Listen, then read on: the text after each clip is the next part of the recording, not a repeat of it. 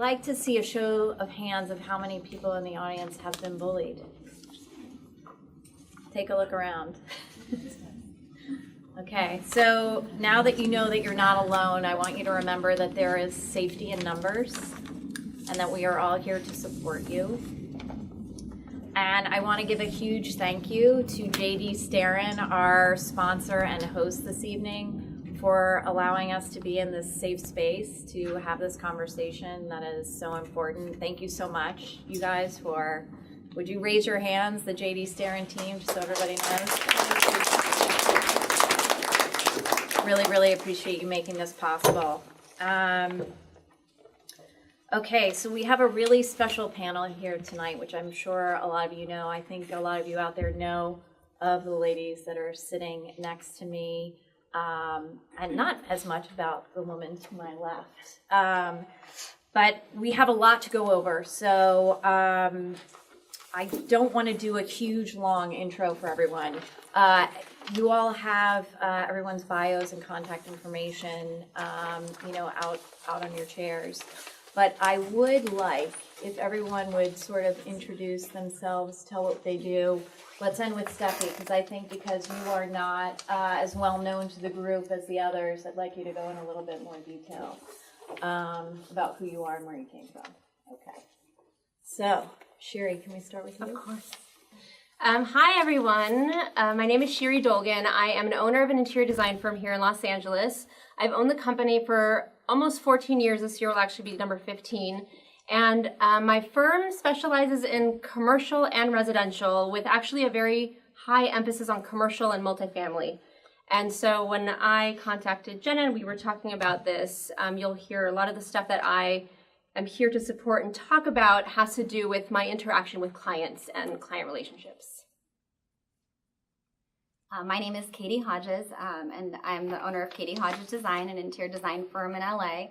I do primarily residential and specializing in construction and decorating. I'm mostly here to talk about also client relationships and my experience with them in the past year especially and what I've learned from it. Hi, I'm Meyghan Hill. I am a furniture builder and fabricator. My company is called Whorehouse Studios, like it sounds. And I don't know, I'm based in downtown LA. And yeah, I think Ginna asked me to be part of this. I hope I have something to contribute to the conversation. So.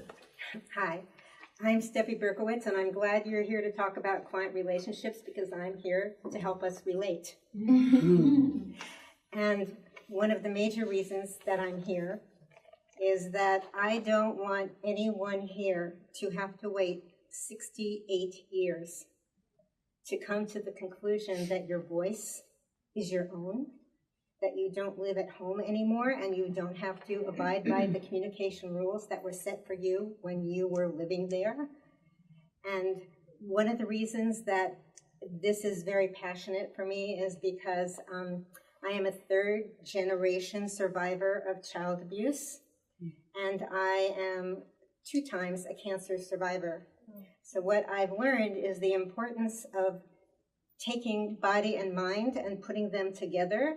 Working on one without the other doesn't really work as far as resiliency is concerned.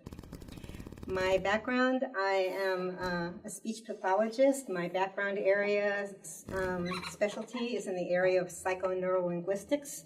And what that means is how the brain figures out what language to use, how to use it, and when. That's just kind of a real easy way to come across it.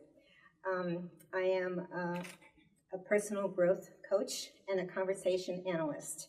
And I am also a mediator. I went to Pepperdine Law School, to Strauss Institute of Dispute Resolution. I have a master's degree in dispute resolution as well as communication disorders. So I have been studying the brain and the mouth and everything else in between for a very long time. I've been on the end of helping people find their voice because there was an organic reason why they couldn't. And I have been a coach for a long time in helping people find their voice because emotionally they'd stuffed it down for such a long time. They didn't know how to find it or what to do with it when it came out. So that's kind of my background. And I'm very grateful to be here. I am very happy that we have a willingness and a receptivity to be able to share these stories, because quite frankly, it's about time. Thank you. So you mentioned one thing about mind and body, and I know you have someone here with us that might want to take us through a little exercise just to have us release the energy from the day. So would you like to take the floor? Sure. My name's Alyssa. I work with Steffi on the body side of the conflict navigation process. I've been studying Tai Chi for 12 years now, and just the overlap and the connection, that understanding how your body works and why certain feelings show up at certain times and how to acknowledge them just helps you transition in moments of struggle, just like nothing else, for me anyway. So I don't know if everyone wants to stand up or if we want to do things sitting down. Looks like people are ready to stand up. People moved around. Okay, so number one thing to remember when you are in a moment where you're feeling put off is to breathe. And the reason for that is because you hear it all the time. Everyone says breathe all the time. But your diaphragm has two purposes. Number one, to help you breathe, and number two, to stabilize your core. In moments of stress, when you detect threat, your diaphragm prioritizes stabilization so you don't fall down, which is why you hold your breath. So, hands on the belly. Inhale and push your hands out. And exhale, just relax. And this is belly breathing, and you'll see it in all the yoga and all the mindfulness, and this is why it's important. Inhale again. Push your hands out. Exhale. And another thing that is a little bit difficult is a lot of us don't realize the amount of tension that we're holding because we don't practice relaxing, so we don't really know the difference. So what I like to do is put a bunch of tension in the body, like shrug your shoulders super tight, inhale, tighten your fists, and then exhale it all out. Again, inhale. Exhale. And then just a little mantra for you.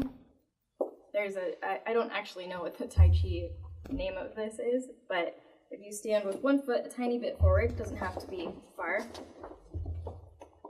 and take same side hand, whichever side foot is forward, and you're going to shift back onto your back leg. Inhale, letting your hand go past your face, and then take the hand that's behind and push forward.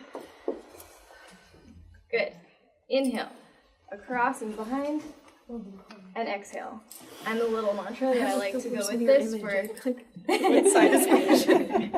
Tai Chi is also good for spatial range. I actually make my clients like do things in little packs like this so they don't bump into each other, because we don't practice that. Like facial awareness, everybody. Anyway, so the mantra that I like to go with this for if you're just feeling stressed, somebody is bothering you, it is inhale. Thank you for that information. Give it to yours. Okay, I'm going right into questions. You ready, ladies ready? Okay. So Katie, I'm going to start with you because you are actually the real reason we're here tonight.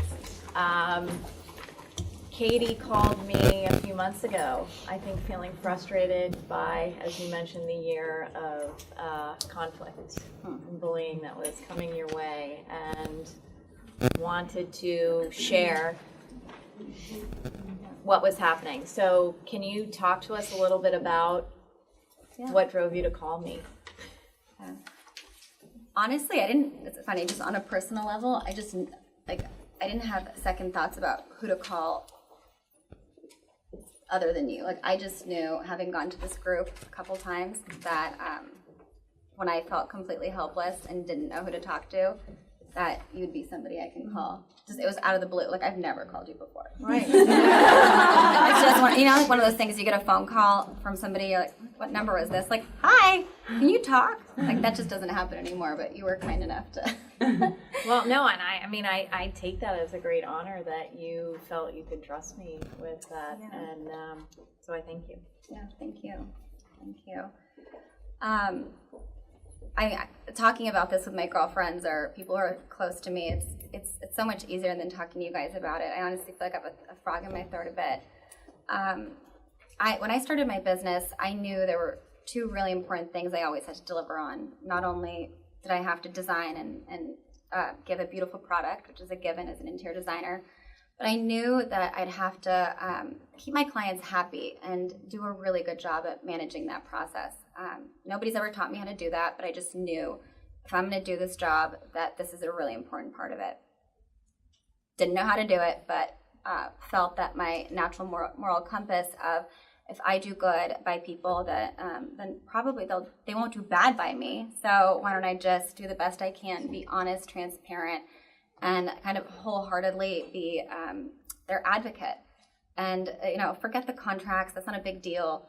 I'll have something written down to protect me. But, I don't want to intimidate people. That's fine. I'm just starting out. So let me just really be here for my clients, because I feel like that's almost just as important as me being a good designer.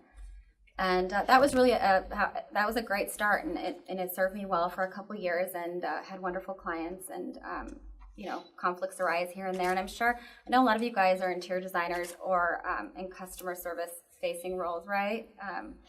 Pretty much all of you. I feel like I know most of you at this point. So that there's like a natural give and take, and a kind of a compromise where you put others before yourself at times. And, and that's a natural process. What I ended up doing this past year was putting myself last in absolutely every situation. And it bit me in the ass more than I could have ever imagined, despite how earnest my intentions were. So going into the situation is like a little bit challenging for me, because we don't know who you're talking about in this specific situation. No, I don't think anybody really knows. But it's like one of those things where I was telling Jenna, I'm like, how do I, without going into the thick of it. But basically, got a client, as I always do, did the normal intake, everything's great, a couple red flags presented, and naturally, I'm like, I got it, it's fine. I don't need to listen to that, and no, I don't need to rewrite my contract because of these red flags, because I can figure out anyway through my, good heart and kind of giving spirit, we'll figure it out. I've always been able to diffuse difficult situations and challenging people. That was my first mistake, first of all.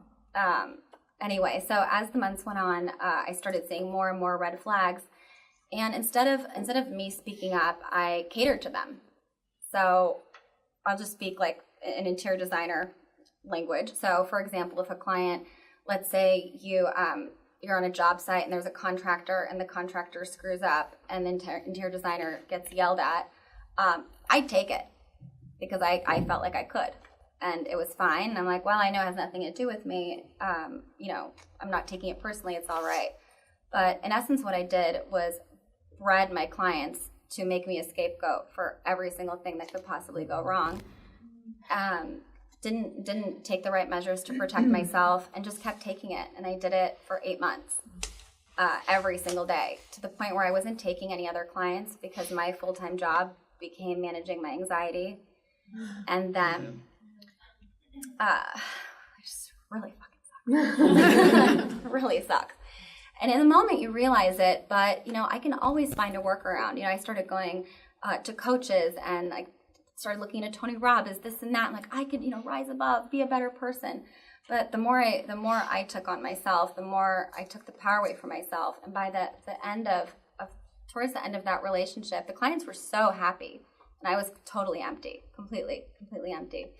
And I voided every single policy and boundary that I had set for myself with these clients from day one, because I was too scared to speak up. And that's probably a bit of my own doing, but also my clients started noticing that, she's just letting us walk all over her in a way. Like, she's catering to everything. I'd answer my phone at any time. They had a problem, and I would just run over there in person, like, and try to diffuse it. You know, I really made myself so available to them because I thought, you know, the more they complained, that means I'm doing a bad job, so I need to do a better job to show up and show them how invested I am in this. And that was, I created this situation that made it impossible for me to really succeed with that relationship. The product was, like, the end result was absolutely beautiful, but it just became an impossible situation for me to feel good about moving forward. And turns out in that relationship, I also realized that I had lent them close to $75,000 as well, because they weren't paying their invoices on time. And given our past interactions and how every single time I had pushed on them to deliver something to me, such as a check, I didn't have boundaries at that point. So I basically surrendered all of my boundaries and rules, and they had no protocols to go off of anymore. So they were just doing whatever they wanted, and I was allowing it to happen. So when I had realized this entire time, and it was just this tension sitting in me that there was so much money out with these people, and I really did trust them, and I did get paid back eventually, that they just didn't respect me anymore. And I had sort of, between the way they were acting and the way that I thought that I needed to serve my clients, created this really uncomfortable situation. And then when it came time to get paid, and I sent them the invoice and said, you know, here you go, like, nothing should be a surprise, everything's been approved, you know, let me know when you're ready to pay. I was called in to basically get told how inappropriate that invoice was in a way, and they were trying to figure out how they can cut corners, and they asked me flat out, can you take some of your markup out? And the way we work is, you know, on markup pretty much. I'm personally flat fee and markup, so I at that point wasn't making a ton of money. Especially, I came to their house one time because he spilled a glass of red wine and left it there for a weekend, and I scrubbed it myself.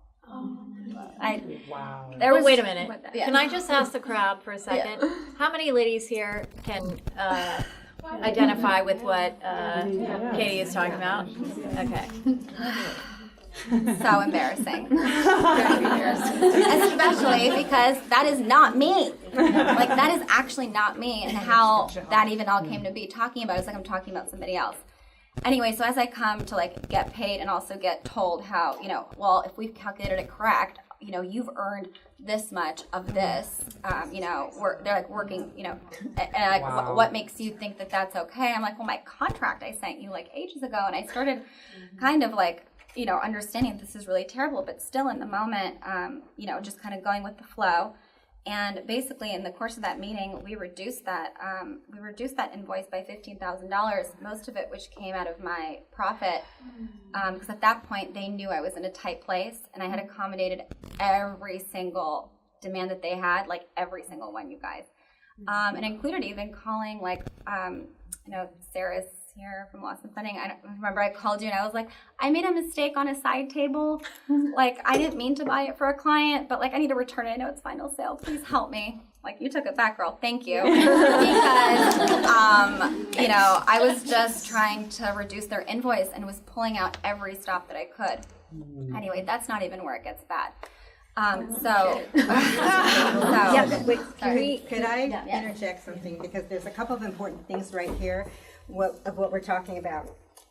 And the first thing is, a conversation is a creative process. That's very important that you understand that. Number one, it's a creative process. Number two, a conversation that you are having with anybody, you are conversation partners. And one of the things that I heard you say constantly, I felt if I did this, this would happen. I felt if I did that, that would happen. And the thing is, you're owning your part of the conversation. And even when somebody's bullying you or you're in some kind of a conflict, that person is still your partner. And that's part of the thing when, you know, we want to run, we get upset or whatever. It's like, no, you're in a partnership of conversation with that person. So you need to think in advance, if you know this is the kind of person you're dealing with, what it is you need to do. The other thing, and I just want to interject this because it's a teachable moment. You mentioned a very important word, and it happens to be one of the 5 conflict strategies or styles that people have. You said, I accommodated. Accommodation is a conflict style. And so when you believe that you're going to accommodate over and over and over again for the good of the order, think again. Because on the other side of that conversation is a partner who is either also an accommodator, and you wouldn't have been having that situation if that was true, or is competitive, so that what happened is that instead of having mutual interests, you had competing interests. When you find that happens, and what you all were nodding your head when she was saying things, when you find yourself in a place of having competing interests with someone else, don't accommodate. It's and we'll get into conflict before, but I wanted to create that for you, because the thing is that when we go into any conversation only thinking about our side of the partnership and not saying, wow, this is how this is the pattern of this person. This is what they do. They're always throwing shade at me. They're saying whatever. They're trying to bring me down. That's right. So you prepare for that. You say to yourself, oh, this is a person who likes to denigrate, who likes to demean, or who, it isn't a question of being bullying. It's that this is the competitive style of the person who you are talking to. So you plan for that. That's all I want to say. Thank you. After that invoicing experience, I thought, well, we took back, quite a few things, and clearly they don't really have that much more money to buy stuff. So, and the house is 99.9% finished. Like, we're just like a couple art pieces, whatever. I felt pretty confident that the job was over, and I called my friend Stephanie. I left the house. I was like, I think it's done. Like, I just lost 15 grand, but at least I never have to see them again. It's fine. It's all good. But nope, it didn't end. At that point, I think they had a vision of me that was so beyond what my actual role was, that I just started getting daily honey-do lists, and there's a scratch on the wall. Can you fix that? Or the felt pad. This was a good one. The felt pad on the chair that you bought us, that you put the felt pad under. The felt pad fell off and caused a significant amount of damage to our floors. We got an estimate, and it's $6,000 to change out the floors, the tile floor. And I would say, I'd write back, and I was always very polite, and just say, I'm so sorry, but I can't be held responsible for that. I can help you get that number down. Probably, who did you get this from? Whatever. I don't even get it. Anyway, so it was nonstop emails like that, and then once I even where should I put? Can you come over to help me figure out where to put this salt and pepper shaker set that my grandma gave me? Wow! And it became kind of a joke, and I started I started seeing, because they started getting so outrageous, and they missed me, being there all the time, and ran out of stuff. And at one point, I had to just say, I was going crazy. I couldn't drop these people, and my business was hurting, hurting. I cannot tell you how terrible it feels to start your company and have these amazing, huge projects and feel on top of the world, than to having one crappy client that's treating you like a maid or worse, So at this point, my confidence is pretty low. I'm not feeling so great. I'm also trying to hire, kind of get out of the situation and cultivate a new energy around myself, but I just cannot do it while these people are in my life. So I just politely said, I think our project is finished now. Best of luck to you guys. Please let me know if you need anything. And what happened next? Can I ask you a question? Why did you say that? Why did you just think for a moment?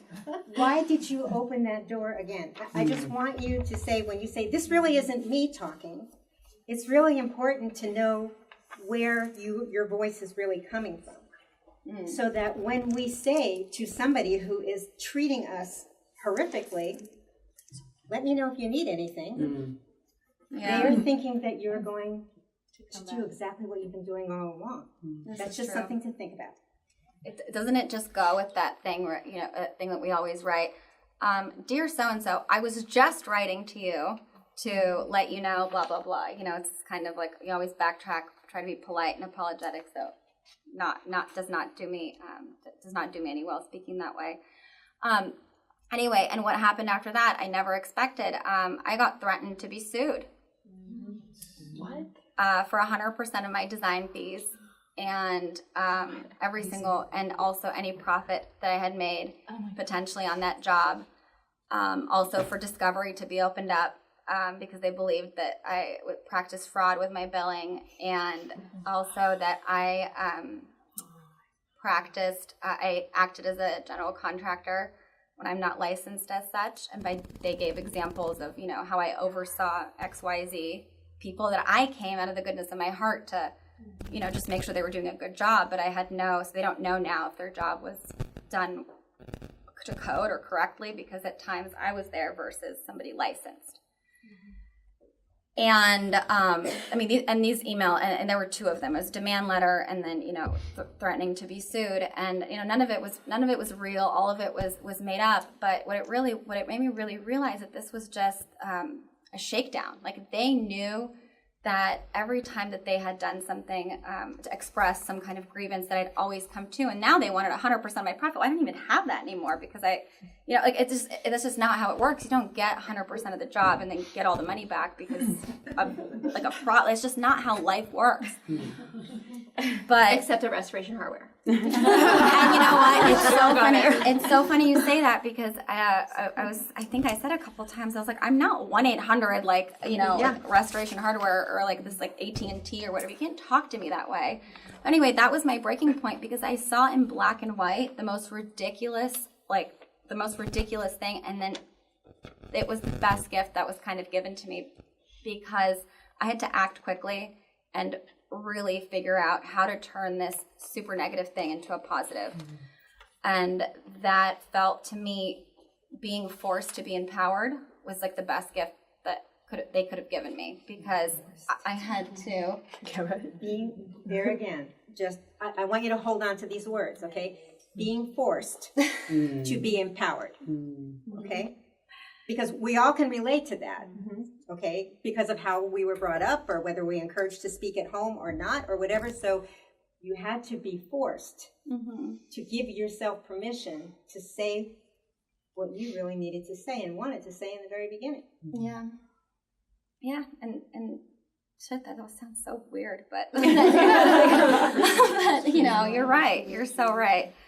But I really do see it as a gift, because it pushed me so far off, like out of my comfort zone, and jolted me so hard that I knew I had to do everything different about this, because now this is in black and white.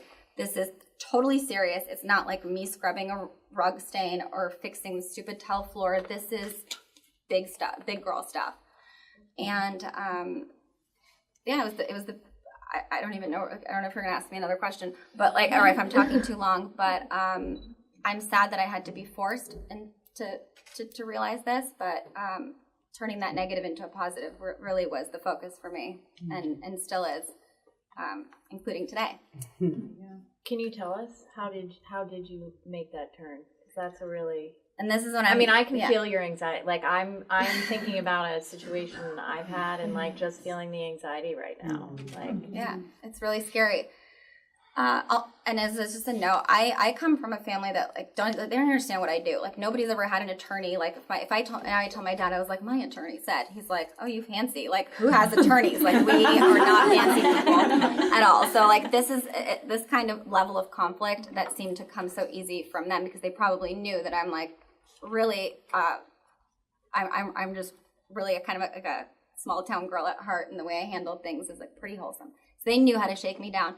Anyway, what I ended up doing is, because I was jolted so heavily, I really just, without a second thought, texted every single person I knew. I'm sure many of you are in this room, and said, do you know of any good attorneys? I know I need help with this. And got one, immediately started just talking about what was going on, and realized how bad the situation really was, and how vulnerable I had made myself throughout the process. And how we solved it took a lot of strategizing. I ended up hiring a litigator and a strategist because it was so psychological at this point. And the solution that we came up with at the end that I'm so proud of, because the solution also had to be genuine to me. So there were two options I was given. One was ignore it because it's bullshit.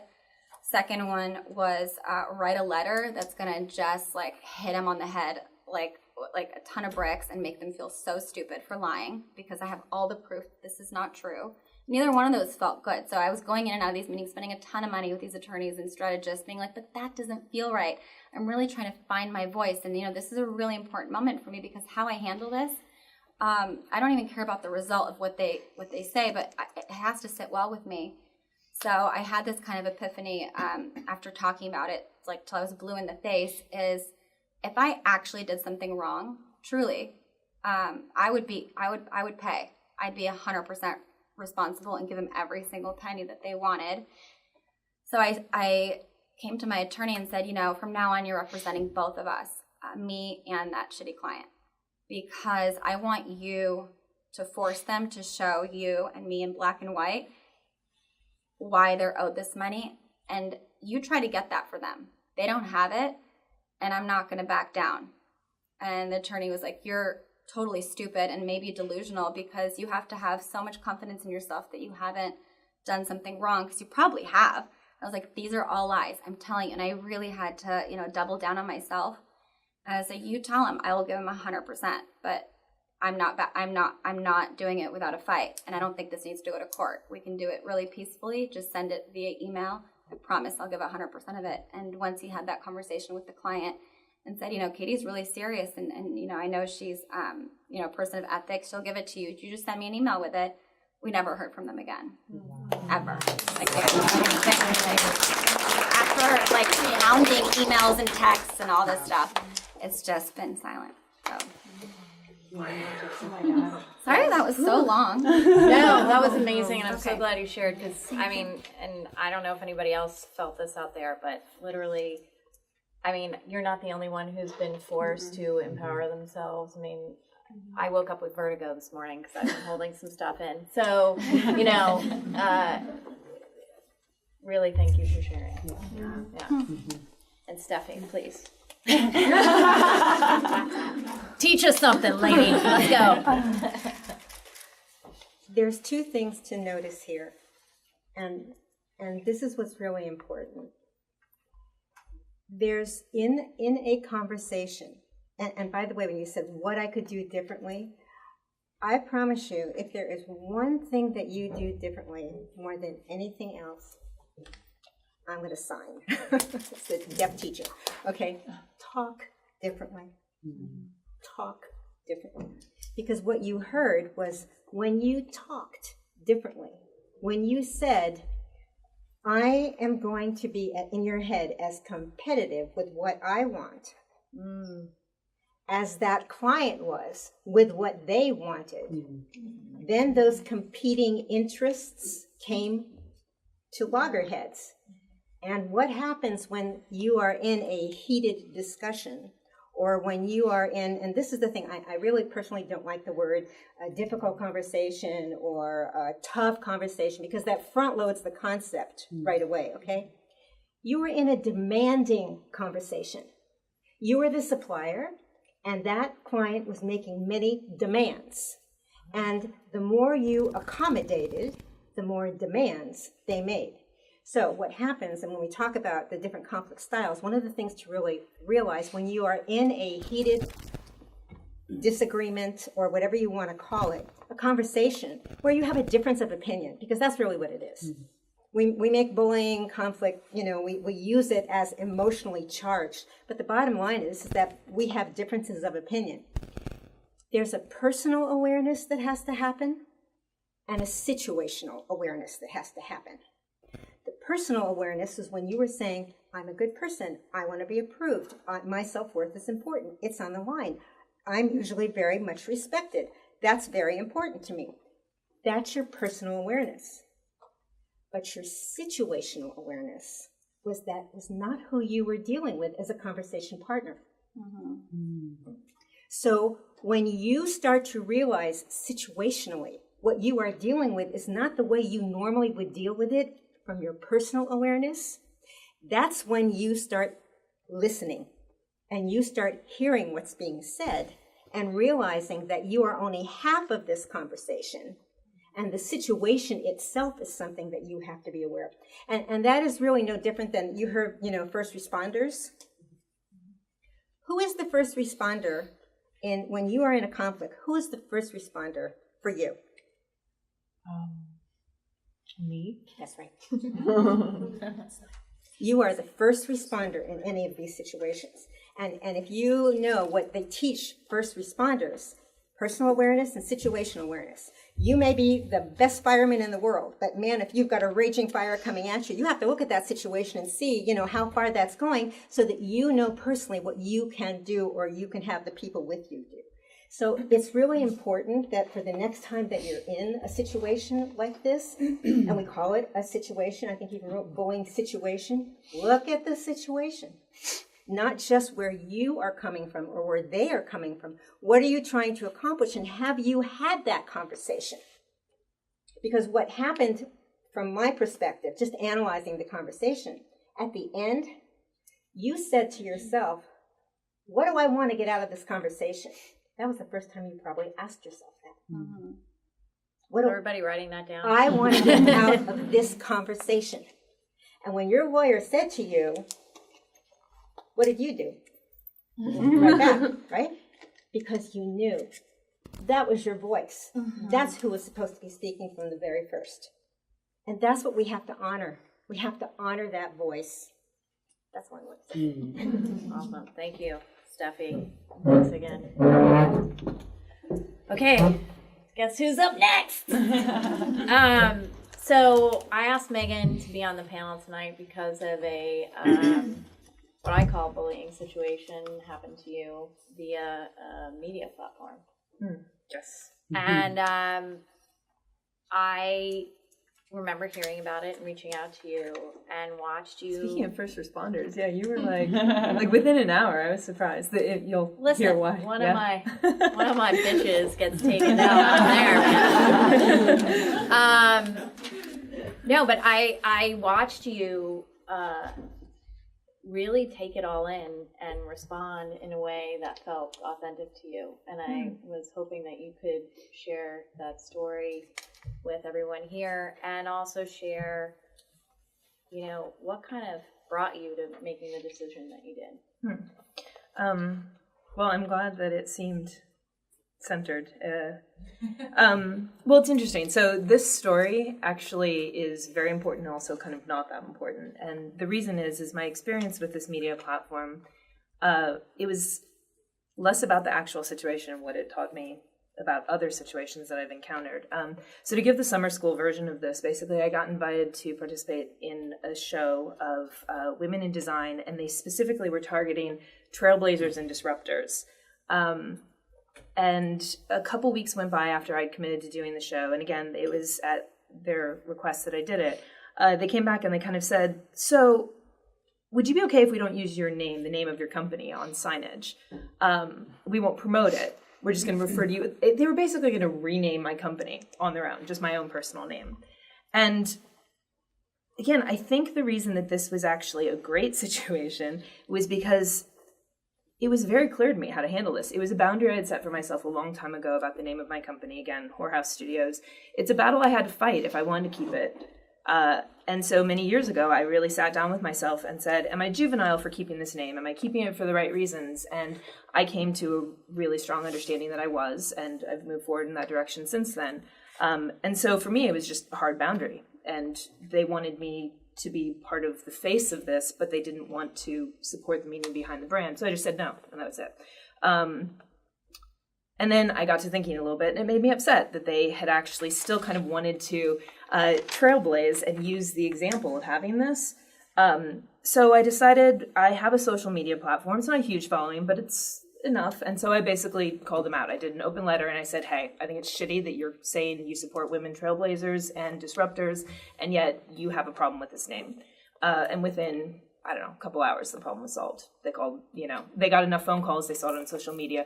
So again, this is why I think it was easy to resolve this situation, but I realized why some of the other ones I have that have not been easy. And I think it's what you spoke about, which is I have no problem if I understand something is wrong, I know. And that's when I can stand up for myself. It's very insidious, and that's what the problem, I hope I'm not putting words in your mouth, but it seems as if you've known it was going to be as extreme as it was by the time it ended, you would have never committed to all the small little drops of acquiescence, And so that's the thing is I've found in all of my other situations, it's really difficult to stop and say, am I being bullied? And I also have such an issue with that word too. To me, and I don't think it should, I think this is wrong, but it conjures up all this victimization feels. That's right. And so I've always fought against it, and then I circle back on myself, am I fighting against it because I really don't want to deal with the conflict? And if I say, well, bullying doesn't really exist in the adult world, all of these things that I'm talking around it.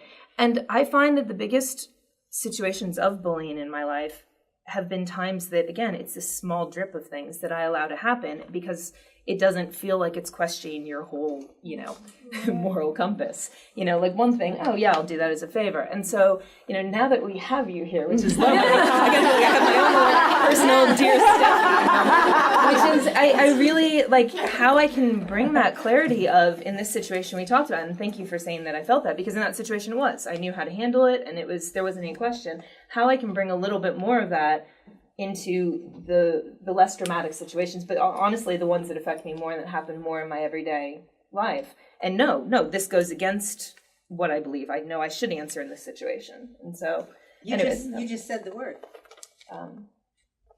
No.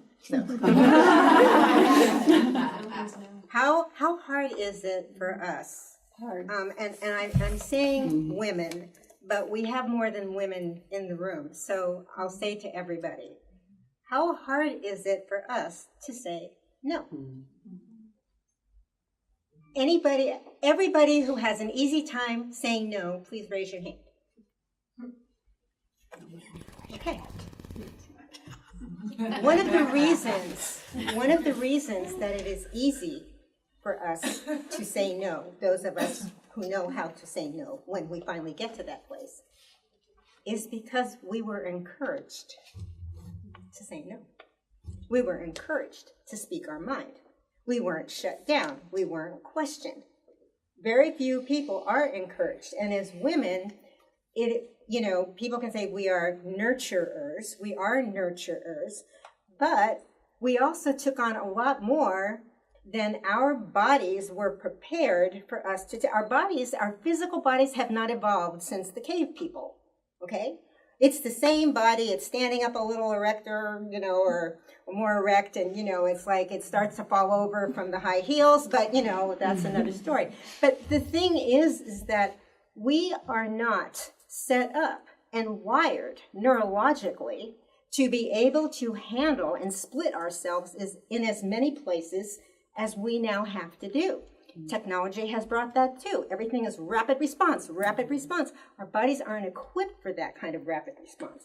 So what happens is that, and the word conflict, I prefer difference of opinion because that's really all that it is. We take it farther, and we've had this conversation, is that an emotion that you have, a reaction that you have, if I told you that reaction was 90 seconds, a minute and a half, 2 minutes for a chemical, neurological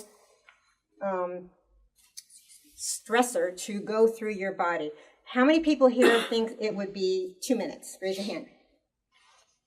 How many people here thinks it would be a minute and a half? Raise your hand. Well, a minute and a half is 90 seconds. Okay. The answer is 90 seconds. Okay? Neurologically, the chemical stuff that goes through your body when you have a reaction is 90 seconds. If you take it farther than that, that's on you. Wow. Like I should be a new tattoo. That's on you. Remind yourself of that shit. Yeah. The fear, the anger, the stuff that we are stuck with, that's on us. Because chemically, that's as long as it takes. And that's what I like to say when, you acknowledge. When you said, no, hell no, this is it. This time, no. That was because when you came to the end of the acknowledgement of his questioning you, you made the decision at the end of that, and sometimes it's less than 90 seconds, to say no. And you did. And that was your voice. And yes, whatever it took to evolve to that, it took. And so when you say, no, wait, no, that is you at the end of that 90-second period. And I think it was Judith Bolt Taylor, who's a neuroanatomist, who came up with that.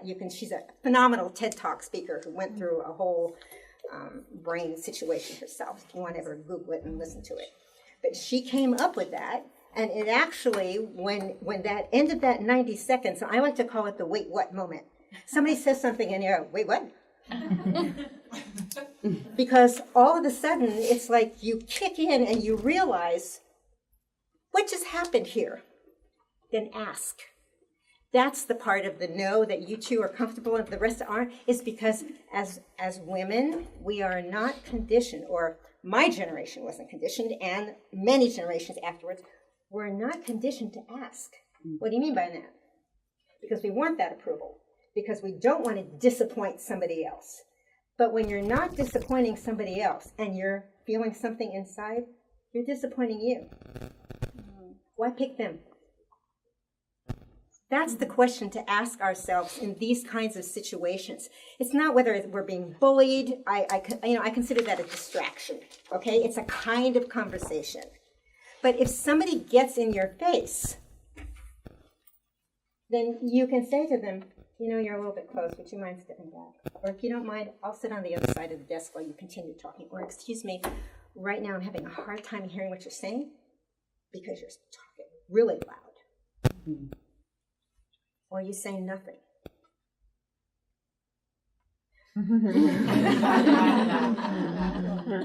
I was in a situation as head of special education with a parent who was a lawyer, and I was mediating, and he picked up a chair. He got very angry. We were there for his son's behavior. Picked up the chair like this, turned to me, and I said, really? And he looked at me and I said, would you mind if I videotape this for your son? I'd like him to see how you act in a meeting. Wow. Do you think he hit me with a chair? No. Do you think he wanted to hit me with a chair? Yeah. It's the difference. The personal and the situation, okay? But I analyzed that. It's like was I then turning around and being competitive to that situation? Because what I was saying is, how important is this to you? That's the question that we need to be asking here. How important is this to you? Because I'm going to tell you how important this is to me. And what happens, I feel, when we are creatives, and many in this room, I'm hoping, are, is that when somebody gets in our face, our creativity shuts down. Our creativity is our voice, right? So when that creativity shuts down and our voice shuts down, we shut down. And then we're right pickings. So everything that you're saying, everybody has experienced, because that's exactly how that goes. It's called a conflict mountain.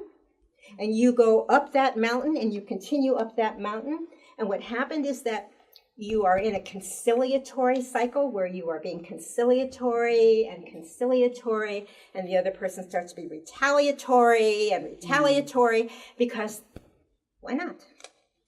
Often when you say to somebody, we did investigations, and I said, why did you do that? And the kid would say, because I could. That kid grew up to be an adult saying the same thing. Because they can. That's all you have to realize. When somebody is being very, very aggressive, that's a continuum. When they are being aggressive with you in a conversation, as your conversation partner, what would you say to that conversation partner? If I'm standing here and I'm looking at you like this, did you see what she just did? Now, we're friends.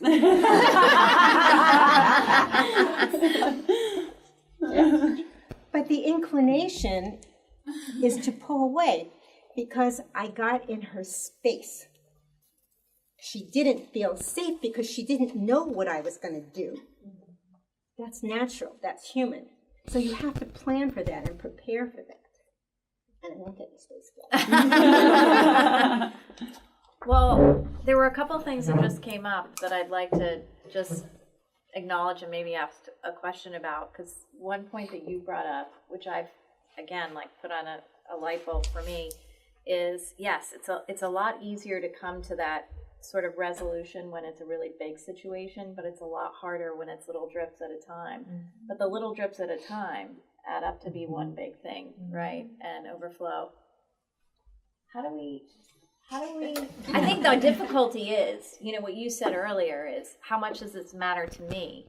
And my assumption is, because I know I do this, I don't know if it's the same for you, but when it's the little drops, you go, well, maybe it's not that important to me. And that, Wait. Listen to, this is the thing that's really important, yeah. is step into curiosity. But why ask yourself, well, maybe it's not that important to me. If you're asking yourself that question, you're talking yourself out of it being that important to you. Right. Okay? That's the thing. You have to listen to yourself. Not the critic that's in there putting the doubt in your head. But the true self, when you start really listening to you, not to what people tell you about you, that's the thing. You know you're damn good at what you do. You don't need somebody else to tell you or give you approval. Because the truth is, you know, I had a client, this is going to be so surprising to you. I had a client that once said to me, you know, you're not for everybody. And I said, you know what? That's really true. And everybody is not for me. So if you are not comfortable being in this room right now, if you don't think I can help you get to where you need to go, I'm really fine with you saying, this is the end and the last time we'll be together. That didn't happen. That was just the frustration. That was the get out of my face, biatch, bitch, right? But the thing is that that's what they're paying me to do. That's what they're paying you to do. And to tell you, you aren't worth the job that they're paying you to do, how dare they? How dare they? But that's where you start the conversation. You want to know, with whoever your client is or the conversation partner, you want to know, you know, we need to have a discussion about if things start to get a little testy, how are we going to deal with them? Ask them, what happens when you get angry? What happens if you don't like the color of something? How do you respond? Because you want to know. Wow, I get really angry and I'm going to get in your face. No, you're not. Use your words. Just like I say to the kids, use your words. But watch your tone. So I would say it's that kind of situation. It's the little drops. Those are the ones that mean the most. Because those aren't the ones that we notice. The little drops are the ones that we're... That's exactly right. Okay? That's where you have to get to. And not say, is it really worth it to me? Because if you're asking yourself that, then it is worth it to you. Then you say to them, okay, you know what? I'm having a problem with this. We need to work this out. And when you stop it right then and there, it's more about speaking up for yourself and stepping up for yourself. And when you do that, they meet you where you are, not where you want to be. There's a difference. Okay. I got work to do, guys. I'm just being honest. I said I didn't want you to wait till you were 68. I know. I am. Okay. All right. I'm gonna move on. I'm gonna move on to Shirry. Hi. Now, you ready? Sure. Okay. Well, Shirry works with a lot of very demanding developers, and she might have mentioned that earlier. And one of the things that I admire about you most is the assertiveness you have when you talk about your work with your clients, and I know that they're very demanding. So I'd love for you to talk a little bit about where you get that confidence from. How are you able to step into that belief and style of communication? Sure, which is so funny because I'm not an assertive person, like if I were to talk about myself at all. But I think that over time and with a lot of experience, like the little drops that you guys are talking about that came along the way, what happened over time is that I started to get familiar with listening to those drops. And then over time, I started to realize if I don't organize and control the chaos and educate my clients in the beginning of how we're going to run this project, they are going to drive the train. And in the beginning, whenever I felt that that was happening on a project, I knew something was going wrong. And then I would be like, this is going to get derailed if I don't rein it in. So over the years of growing my business and taking, what were the mistakes on this job, doing a postmortem and going, I'm not going to do on the next one. And then doing the same thing time after time after time. Now I'm at the point that when I start a job, I have a long conversation of how this is going to go. Meaning, this is how we're going to contract, and this is how I'm going to charge, and this is when you're going to give me your money for everything. And there's no such thing of me ordering something before getting your money. And I have to educate them, because the funny thing is, no matter how big the developer is, or... Would you repeat that again? You have to what? Oh, I have to educate them. Again. Yeah, I have to educate them. And I do it all the way through, the process. No matter how big the developer is and what they've got going on, I know that at the bottom line, they want to spend the least amount of money for my service and for the product. I get that. Nobody wants to spend more money than they have to, right? But they have no fucking clue how it gets done. God, I was worried about saying bitch. Sorry. It falls out of my mouth. So I have to tell them, because literally they think like fairies come in the middle of the night and do drawing presentations and like decisions get made or whatever. And I explain to them very clearly, you're going to get these kinds of documents. You're going to get a budget. You're going to have to initial every single thing on the budget. Nothing gets ordered without approval. And I still get the clients who are like, did you order this? Did you order that? And we're like, no, you didn't pay for it, and I don't have a signed document. There has to be so much structure, and believe me, that didn't happen in the beginning. It took time, but it was the listening of these little tiny things over a long period of time that made me implement all of the things that are now in our daily way that we run every single project, and there's no other way to do it.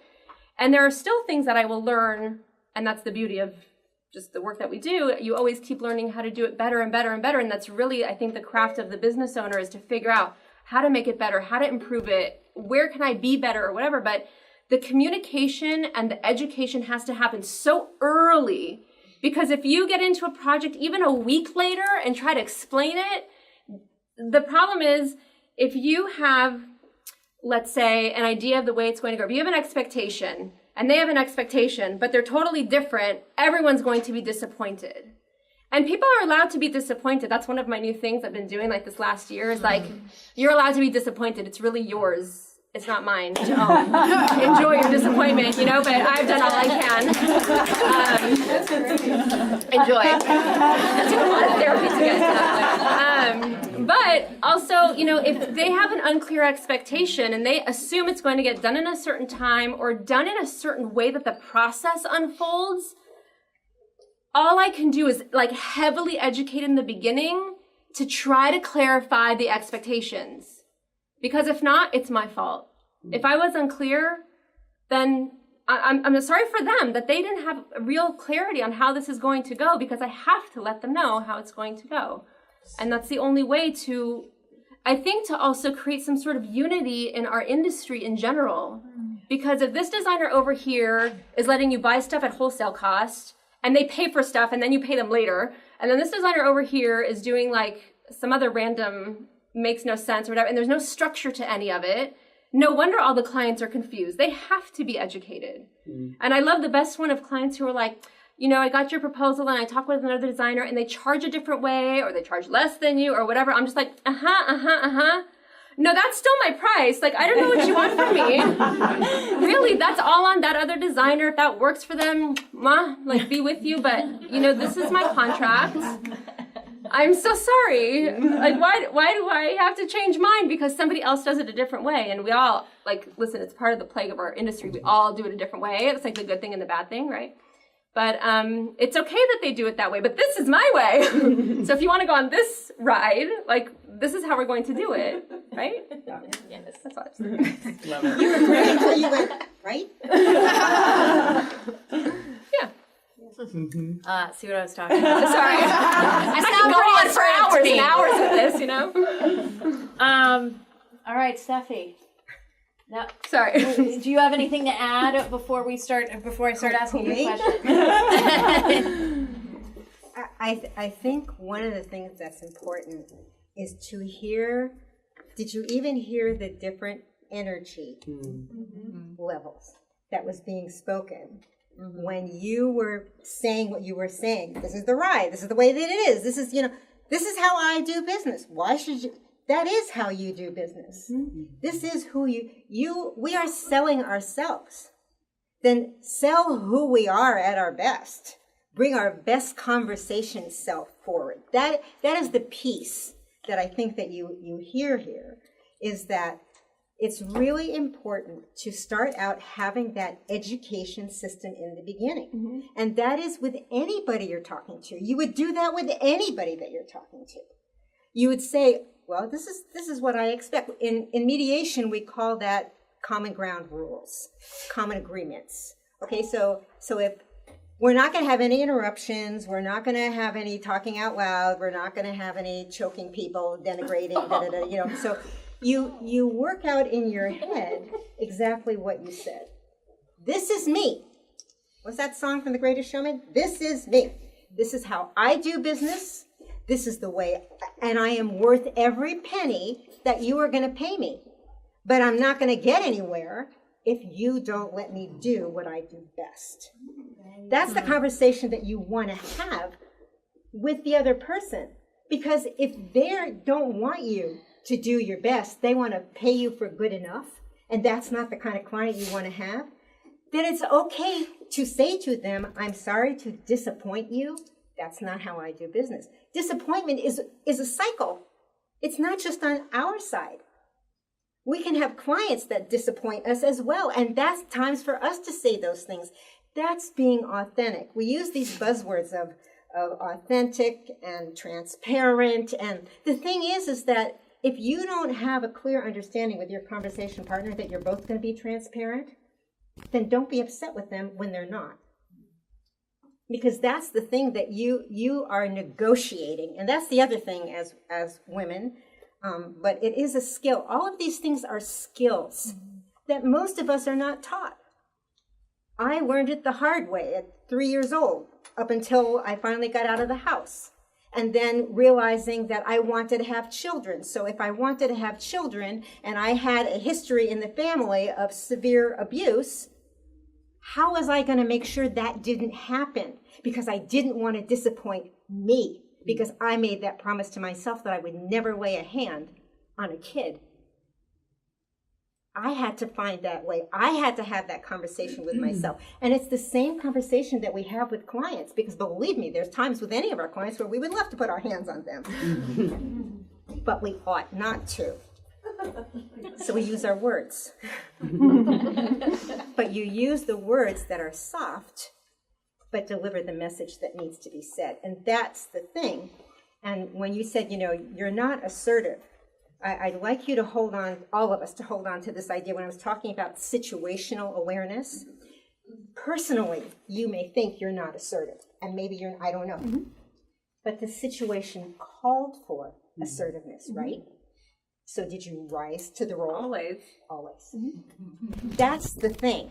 It isn't when that's the thing when they say with the different conflict styles, your preference is competitive, your preference is collaborative, your preference is accommodating, your preference is avoidance, your preference is competitive.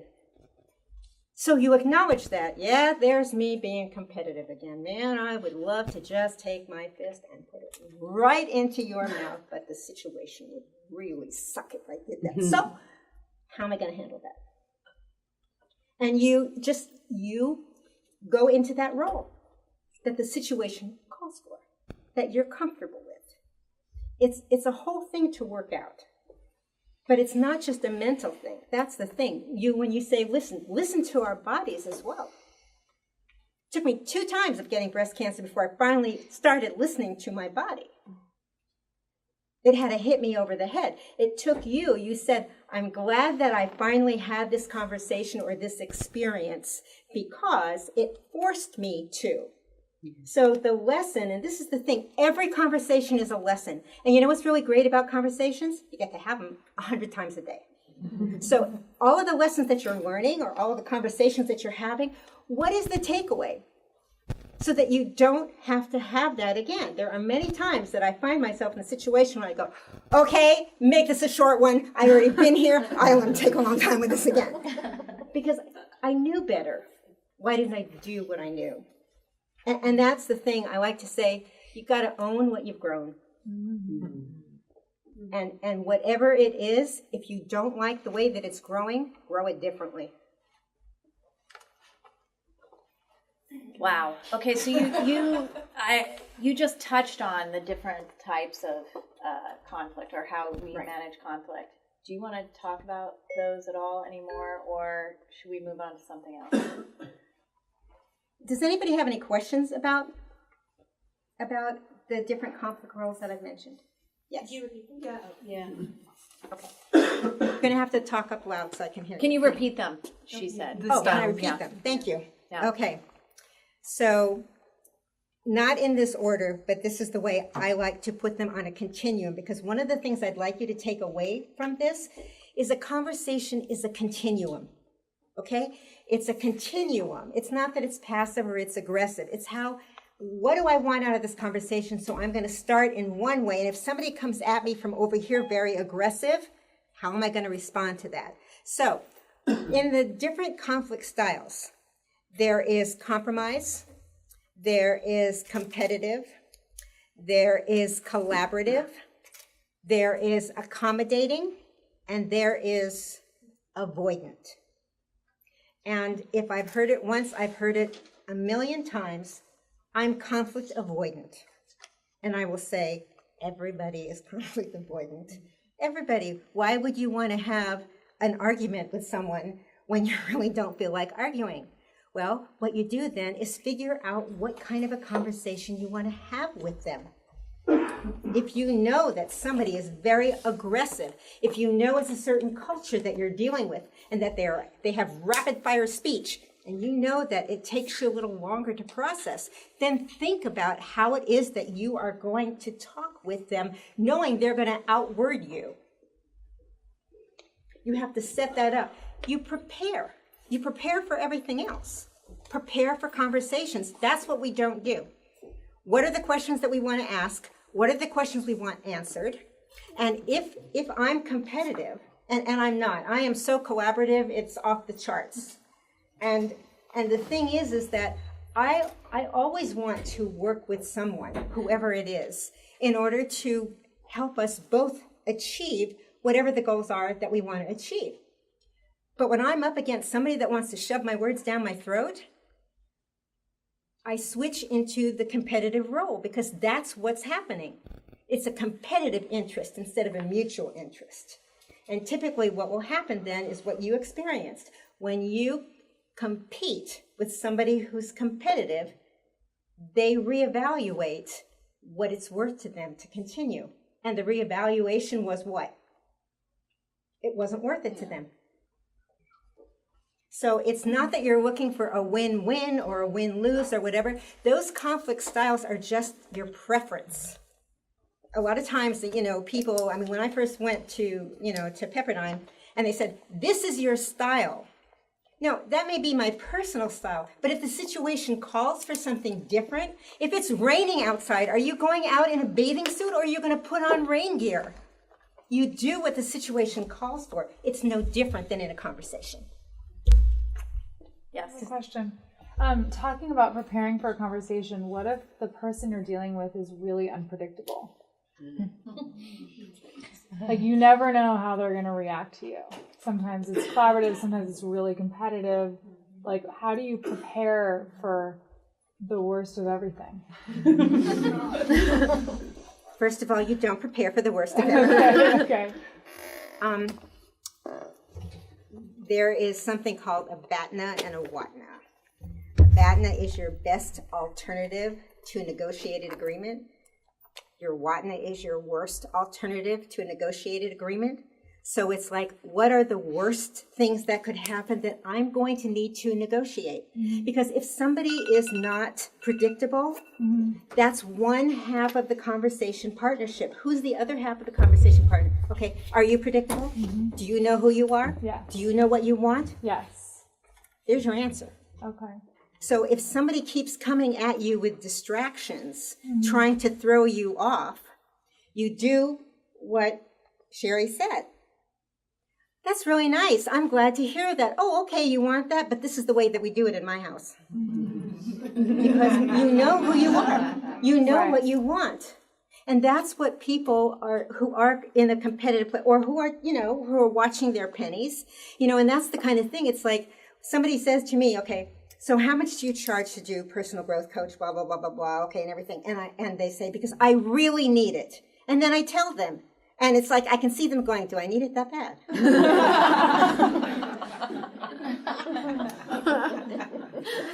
That's not for me to decide. That's for them to decide. That's the point. What you were saying was that this is what I charge. This is how we move.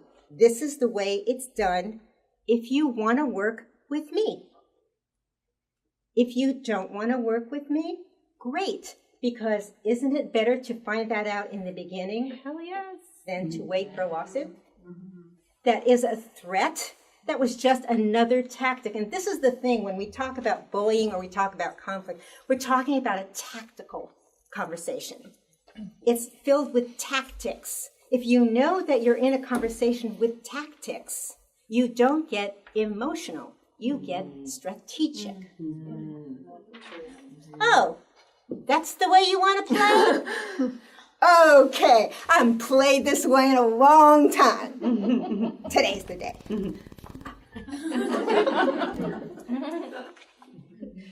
That's empowerment.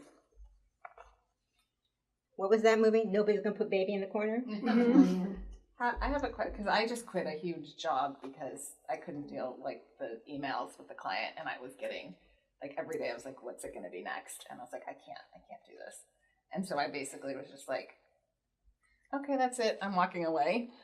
And I feel like a part of me feels disappointed in myself that I wasn't more strategic in that. But then also it was sort of like, I was told this is how the client is. It's going to be like this the whole way. Why would I even want to engage with them? Why would you have? I didn't, obviously. That's right. Away. So why are you saying this? See, this is the tapes. Yeah. This is the thing, and some people call them memories. They're not. Memories are just thoughts that we say to ourselves over and over and over again, or that somebody else tells us over and over and over again. Okay? No. It's like I could have done that, but then a part of me was like, why would I do that? And if I was coaching you, I would say to you, if you could have done it, you would have. You didn't have the skill set or the inclination or the intention at that point. I have this. In the past, I would have put up with it and I would have handled it. And then I just got to the point. I was like, I'm too old for this shit. I've been doing this for too long. I'm done. Isn't that the best? Why does it have to the best thing that I finally, when I turned 68, and I was listening to somebody in his 80s, and he said, "You know what I love about being 82? Everybody thinks I'm nuts when I stick to my guns because I'm 82. And I started thinking about that. No, it's like when you finally come to the kind of meeting where you say to yourself, it isn't worth my health. It isn't worth my well-being. It isn't worth a well-intentioned conversation from me when I know all I'm going to get is bad faith. Because that's what we're talking about. You're going in with a good faith, and that's what you did. You went in, Katie, with a good faith, intention, and conversation, and you kept meeting with a bad faith conversation partner. What? You don't have to prove anything. You have to do what you did. If that's what you want to do, is say to, I do have the skills, I don't have the skills, or whatever, but the bottom line is, not worth it to me. Only you can decide what that is. But once you've made that decision, don't second guess yourself. Because there'll be another client, there'll be another conversation, there'll be another time, and it'll come around again. But on whose terms? That's what you have to ask. On whose terms? And if you don't ask that conversation, that question of yourself in the beginning, on how much am I willing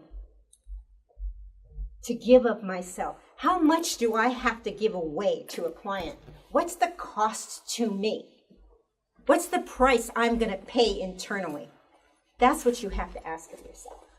And then make that decision on a value judgment. Does that make sense? Thank you.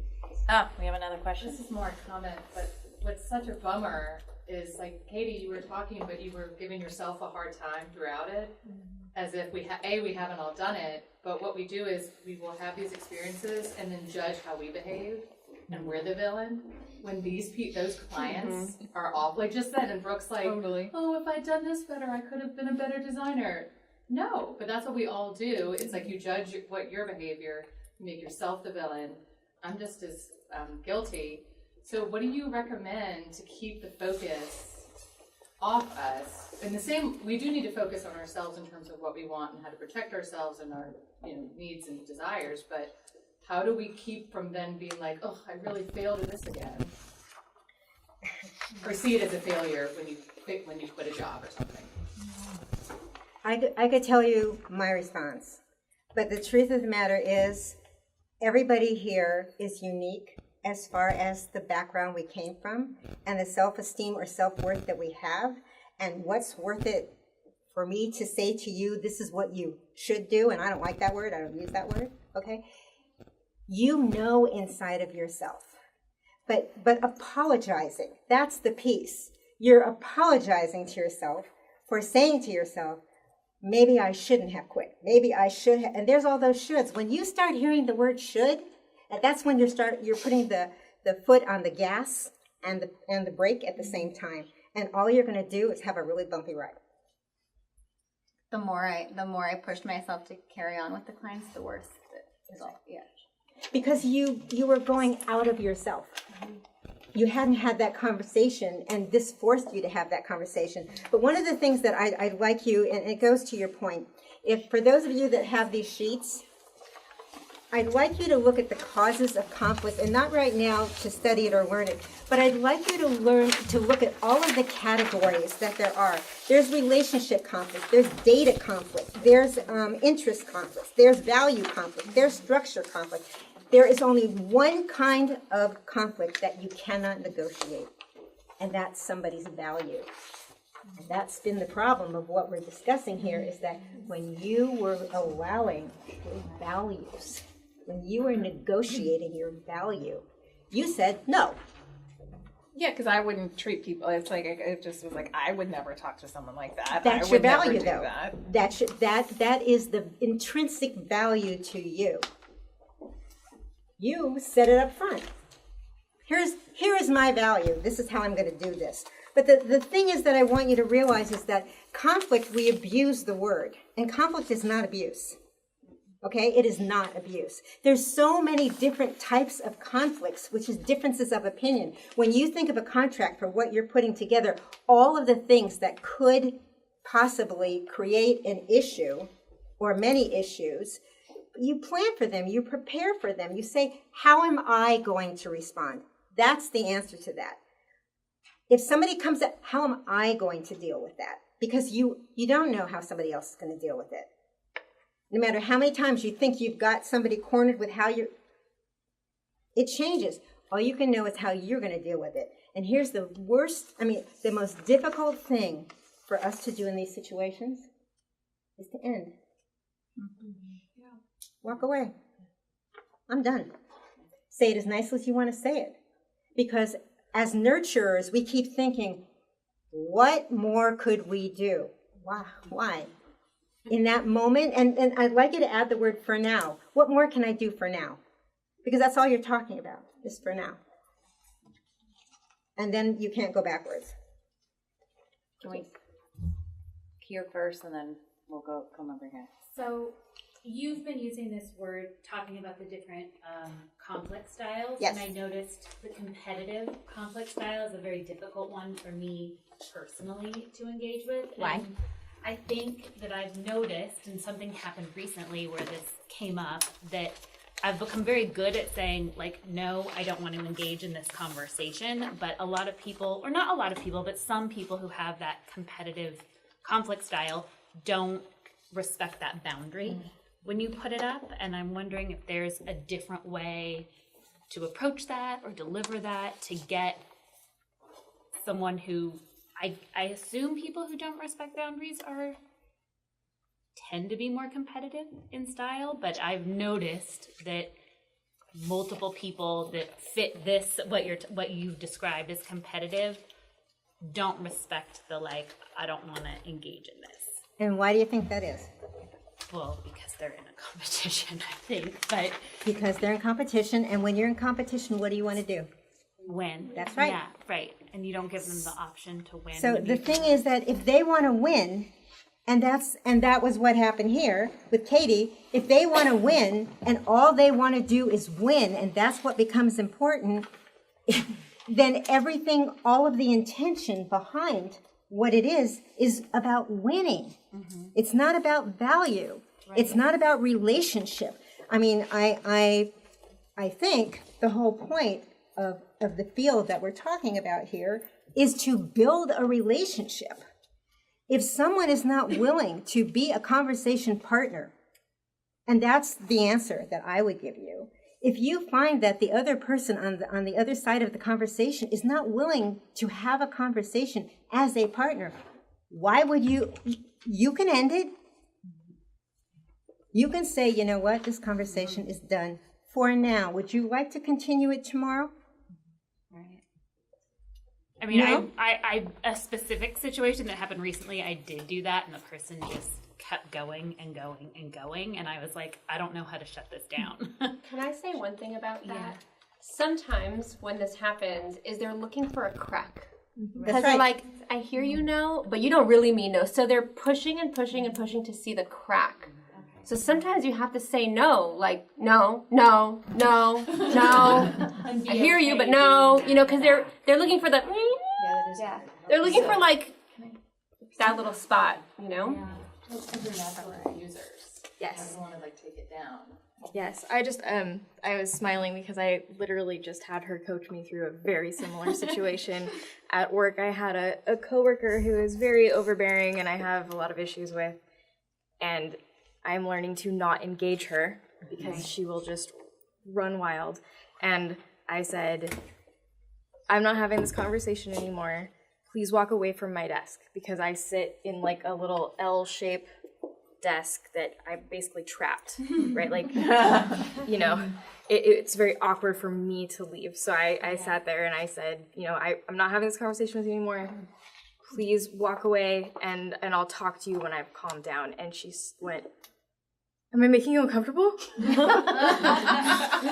And then I then proceeded to make her feel better for making me feel bad. And then went and called her and was like, what the heck just happened? And she was like, who's the other person in the room? I was like, she's like, what could you have done? Well, I could have left. Right. You could have packed up. Right. Yeah. The thing is that, I mean, what Sherry's saying is exactly, you can keep saying no, no, no, but then you get into a you say, they say, you say, they say, in some situation. I'm sorry. Go ahead. I was just going to say, this is where listening to your body is a big part of it, because we tend to freeze, especially if we tend to avoid. It's like, hold really still, you know, maybe they'll go away. But like, as with any other physical practice, you have to practice it. You have to practice. You have to, like, that's why role play exists. That's why improv exists. That's why Ginna sends the questions before the panel, so that we know what we're getting into and we know what's going to happen. Because when you're in the moment, if there's a threat detected, your body's doing all kinds of other stuff to survive. You're not rationally thinking about the best way to respond and, oh, maybe I shouldn't be so accommodating. You have to practice. So you have to prepare yourself. Say it's, if someone won't leave me alone, I'm allowed to leave. Right. And just give yourself that permission. Sorry, just to piggyback on that, I recently had a bullying situation, 2 women that I was potentially, there was a potential TV show that I was involved in, and I realized after I got a little into it that it wasn't something that aligned with my business or myself, and I didn't want to do it. And I let them know that I was having reservations, and I got pushed back, bullied on the phone, and then beyond that point, I was done being bullied. So I had another email come in that said, can you get on the phone with the other woman? And I said, I'm sorry, but I'm not going to get on the phone, but this is what I'm thinking, and I appreciate the opportunity. Done. I proceeded to get 5 emails beyond that berating me for not getting on the phone and how unprofessional that was, and going on and on trying to make me do this TV show, and I didn't want to do it, and I had to say no 5 or 6 times, and then I had somebody else call me and trying to get me involved, and saying no that many times was so unbelievably difficult. Like, I was completely shattered, and I was just wondering how you guys would suggest sticking to your guns when everyone is basically ripping you to shreds. How, what are good skills to kind of practice in that instance? I'd like to draw your attention to this sheet. For those of you that don't have it, please get it. It is the most important sheet.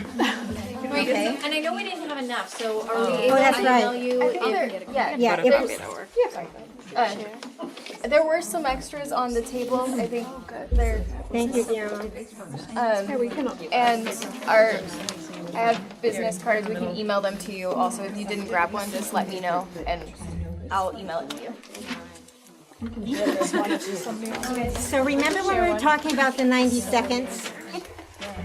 And in the 90 seconds where you were just acknowledging what it was that was happening,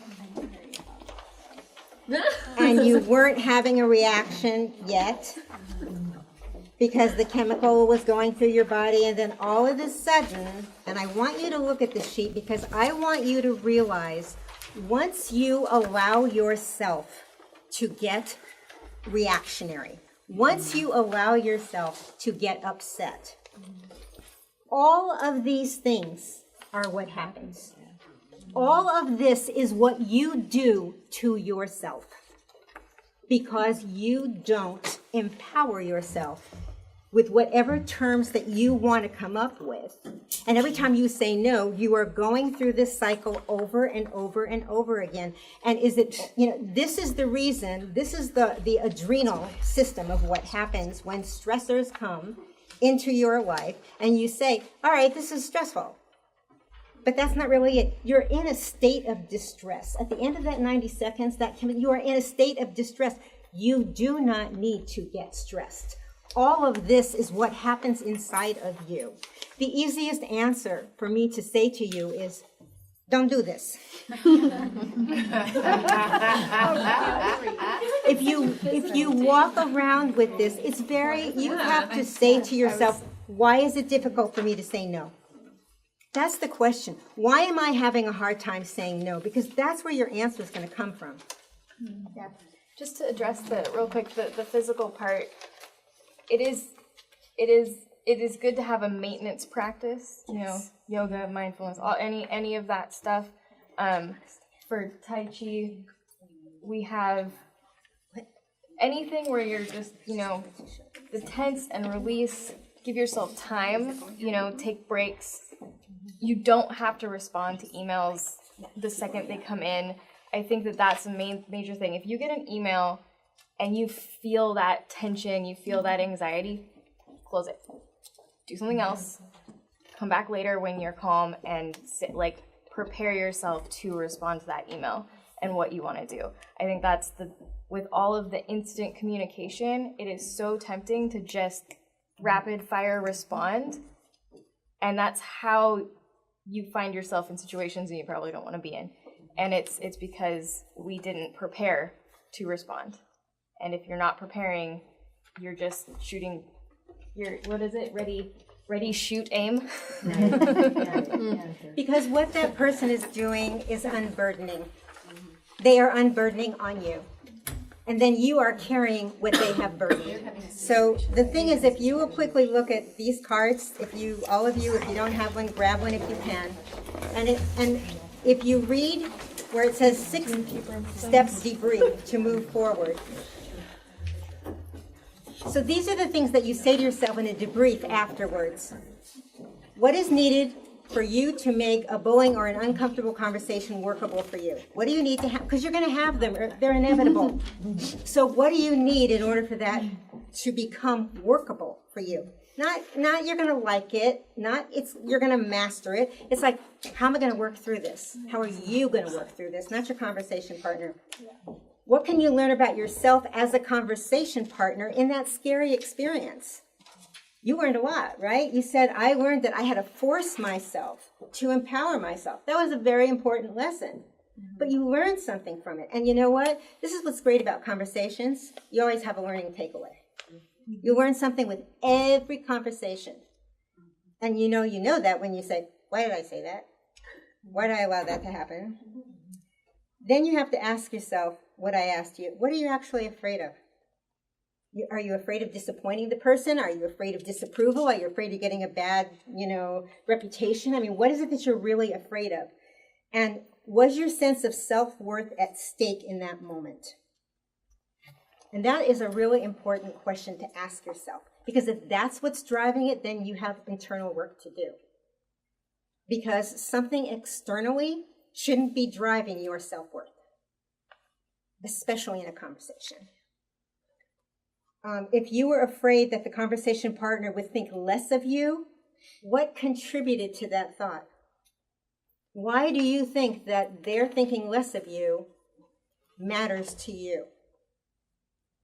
This is the internal work. That's what these questions are. And the last, how will you prepare to pivot? I want you to remember that word, pivot from the emotional experience next time you are faced with a similar circumstance, because you will be. So you pivot from that. You don't cave, you pivot. Wherever it is you're going to go, but have a plan for where that's going to be.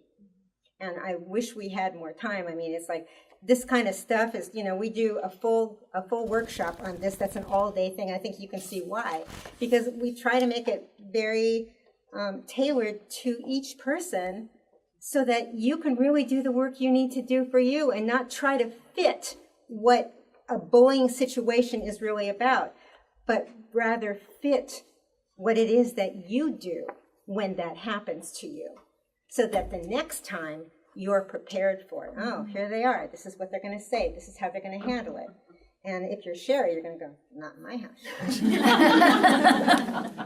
Can I ask a super fast question? I'm just a big reader, and most of my self-help time is listening to books while I'm working. If it doesn't roll off your tongue, that's totally fine. But is there any books you recommend that kind of address the subject if you want to look at it a little bit further? Conversational Intelligence by Judith Glaser.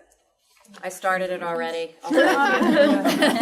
Because that conversational intelligence, and there are several, but that is the most important, because we have multiple intelligences. We have our social intelligence, and that's the one that goes, oh my God, I don't want to disappoint anybody. That's our social intelligence kicking in. We have our emotional intelligence that, thank you, Daniel Goleman, we have heard all about emotional intelligence, and that's what we're worried about, all of these emotional things. But the bottom line is they all contribute to our conversational intelligence. How competent and confident are you in a conversation?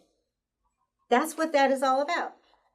And that's why I say the skill set, because even if you have many skills, having the skill set to be competent and confident when someone is coming at you 100 miles, 100 words a minute in your face, it's not easy unless you prepared yourself for that. And if they come at you and you put your hand out and you say, you can stop right there. Or you pack up your stuff and you say, I'm leaving. I'll leave you this one thought. I thought it was so funny. I had a professor who was in arbitration, and he was saying to us that he had a professor who was sitting there, and as he was talking to him, he kept closing his eyes and opening them, and closing his eyes and opening them. He finally said to him, "Why do you keep opening up and closing your eyes?" And he said, "Why are you still here?"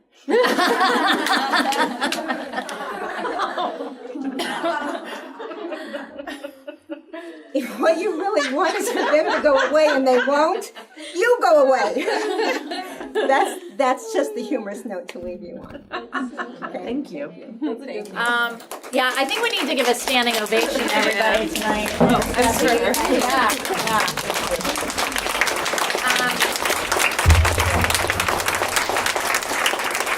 Just don't want you to wait till you're 68. Thanks so much, everybody, for coming tonight. I hope you all got as much out of tonight's conversation as I did, and I want to thank JD Starin again for giving us the space to meet in, and hope to see you all at our next event. Thanks so much.